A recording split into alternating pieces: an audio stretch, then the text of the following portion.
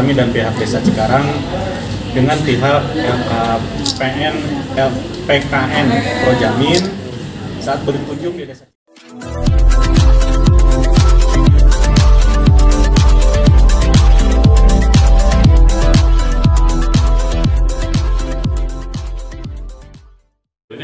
Oke, terima kasih. Selamat siang untuk rekan-rekan media. Terima kasih atas kehadiran undangan yang kami layangkan terkait klarifikasi, di mana waktu pekan lalu kita ada pemberitaan terkait Desa Cikarang, khususnya Kecamatan Jampang Kulon, Kabupaten Sukabumi, yang mana pada hari ini tanggal 6 Juli 2024, yang mana saat ini saya dihadiri oleh Kepala Desanya langsung, Bapak Asep, selaku Kades dari Desa Cikarang, dan juga perwakilan dari Ketua Abdesi Kecamatan, khususnya Kecamatan Jampang Kulon, Kabupaten Sukabumi, dan juga ada perwakilan dari pihak Kecamatan Jampang Kulon. Oke, terima kasih. Dan di mana klarifikasi ini kita sudah sepakati, dan memang terjadi adanya miskomunikasi antara kami dari pihak LPKN Projamin, terutama saya sebagai kuasa hukum, terhadap Desa Cikarang, yang mana kemarin terjadi adanya intervensi yang dilakukan oknum-oknum yang memang mereka mungkin mereka melakukan pendampingan, tetapi dengan konsep dan prosedur yang mungkin kurang tepat. Nah, di situ kita sudah mengklarifikasi dan juga kita sudah melakukan pertemuan secara intens terhadap perangkat desa, terutama kepala desa dan damping dari pihak kecamatan, yang mana hasil konfirmasi kita terkait adanya dugaan-dugaan tersebut, mereka sudah memberikan data secara faktanya, kemudian juga mereka sudah memberikan klarifikasi yang di mana pertanyaan kita sudah dijawab satu persatu oleh kepala desa dan perangkat. Nah, itu klarifikasi kita. Mungkin ada pertanyaan. Oke, mungkin untuk Pak Kepala Desa, gimana penjelasan kemarin, klarifikasinya seperti apa dengan tim lawyer sendiri? Oke, terima kasih. Selamat siang rekan-rekan atau saudara-saudara rekan media. Terima kasih untuk liputan hari ini. Yang pertama, kami sampaikan setelah terjadinya miskomunikasi antara kami dan pihak Desa Cikarang dengan pihak LPKN Projamin saat berkunjung di Desa Cikarang, kami minta maaf atas perlakuan mungkin yang kurang begitu baik. Itu karena terjadi atas dasar salah paham. Nah, dan sehingga membuat kita jadi salah paham dan salah persepsi. Tetapi saya mengambil hikmah dari kejadian itu, dan kejadian ini agar saya pribadi sebagai kepala desa untuk mungkin lebih baik ke depannya gitu. Selanjutnya kemudian setelah selesai kan dengan secara musyawarah, kami berharap kesalahpahaman ini bisa kita jadikan pembelajaran, menjalin silaturahmi yang baik untuk ke depannya gitu.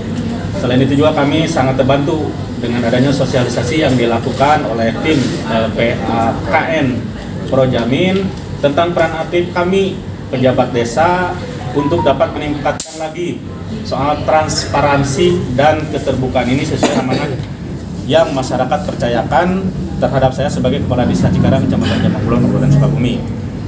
Bukan kami tidak paham tentang keterbukaan informasi publik, yang kami sangat trauma dengan hal yang dilakukan oleh oknum yang sifatnya memeras dan penuh dengan tekanan. Setelah adanya kunjungan tim LPKN Projamin justru membantu kami memberikan sosialisasi bagaimana untuk penanggulangan hal tersebut. Kemudian poin terakhir, saya berharap dengan adanya klarifikasi ini agar masyarakat desa, khususnya Desa Cikarang, agar tidak ada persepsi yang negatif terhadap saya pribadi maupun perangkat desa. Karena saya sudah memberikan penjelasan terkait dugaan yang disampaikan tim LPKN Projamin secara mendalam, baik secara bukti kegiatan dan laporan secara menyeluruh. Mungkin sementara itu yang dapat saya sampaikan. Terima kasih. Assalamualaikum warahmatullahi wabarakatuh. Jadi apa yang diambil setelah klarifikasi terkait intervensi? Setelah adanya kita penyelesaian miskomunikasi tersebut, program kita adalah kita menjalin bersinergi terhadap pejabat publik, di mana kita memberikan pemahaman hukum supaya tidak ada lagi penekanan ataupun yang dilakukan rekan-rekan kita yang di wilayah. Nah, jadi saya juga mengarahkan kepada perangkat desa, karena kita sebagai penjabat publik kita tidak boleh haus dalam kritikan, karena kita ini adalah suatu jabatan yang memang penilaiannya ada di masyarakat luas seperti itu. Jadi kami juga berharap ke depannya untuk lebih meningkatkan lagi, dan saya berharap bukan hanya desa Cikarang yang adanya seperti ini, tetapi saya berharap untuk seluruh Kabupaten Sukabumi mereka lebih paham dan lebih tahu dasarnya, karena penjabat publik itu tidak boleh, mohon maaf, anti ataupun intent dengan sosial kontrol ya, karena memang peran mereka sebagai pengawas utama yang bisa mengawasi terkait adanya penyalahgunaan wewenang dan juga penyalahgunaan tindak pidana korupsi seperti itu.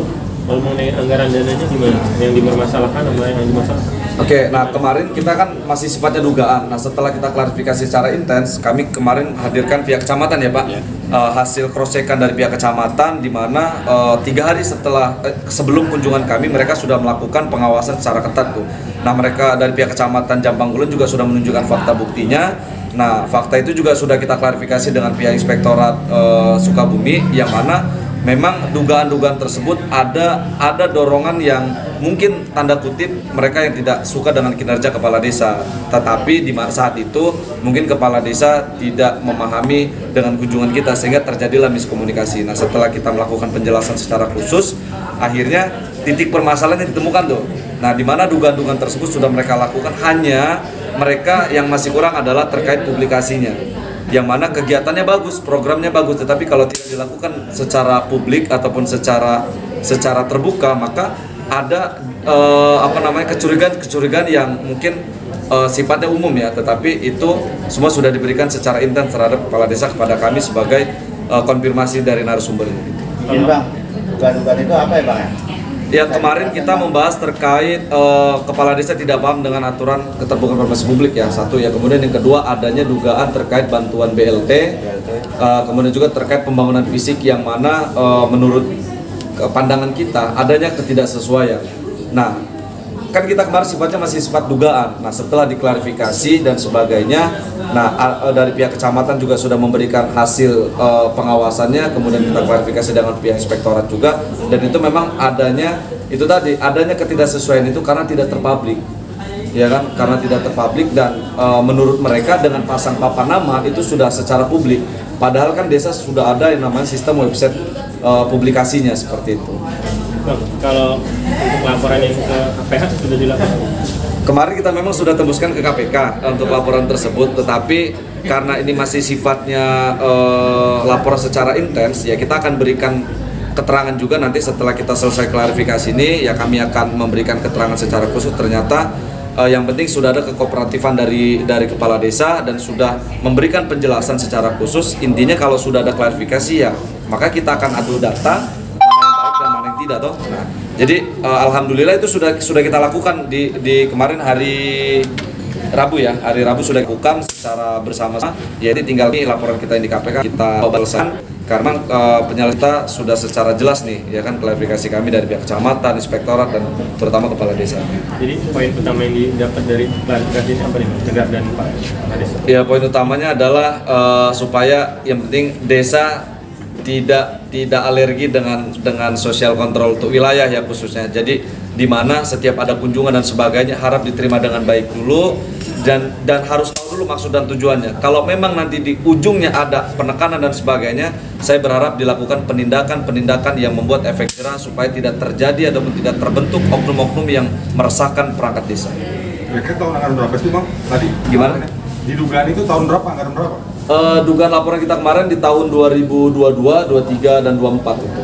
Nah, kenapa kita duga kemarin? Karena memang desa juga belum melakukan updating terkait bantuan si masyarakat yang sudah pernah menerima ataupun yang sudah berkembang lah ekonominya. Karena kan saat ini BLT masuk dalam kategori miskin ekstrim, supaya ada penurunan karena kan sudah ada peningkatan semenjak kita tersandang pasca Covid seperti itu. Nah, itu sudah terklarifikasi. Karena kemarin memang belum diupdate sehingga kita menduga adanya ketidaksesuaian. Kok dia punya mobil, punya rumah besar masih dapat. Setelah ditunjukkan data yang belum terupdate-nya, akhirnya itu kita bantu klarifikasi juga. Makanya sendiri, langkah apa yang akan diambil setelah klarifikasi dan komitmennya ke depan seperti apa?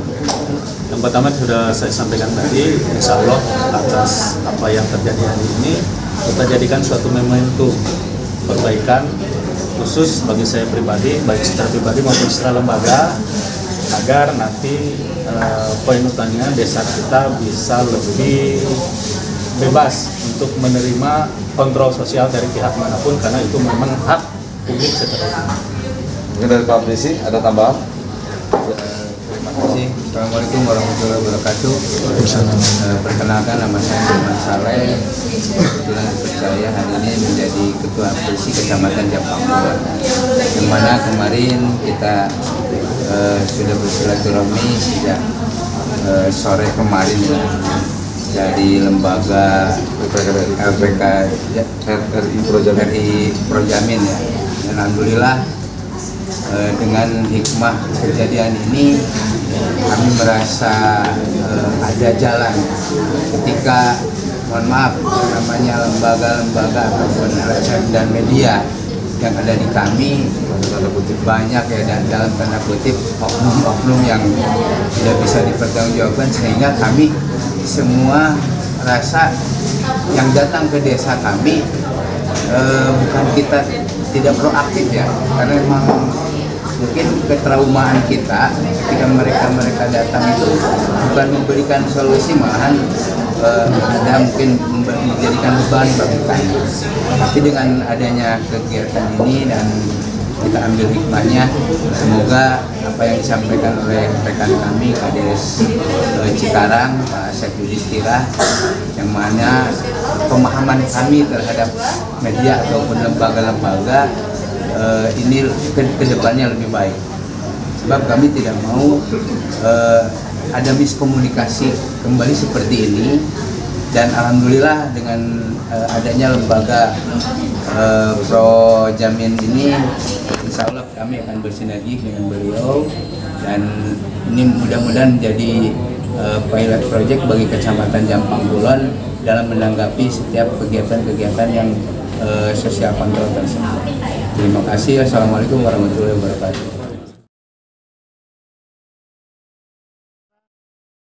Jangan lupa ya di subscribe dan nyalakan lonceng notifikasinya.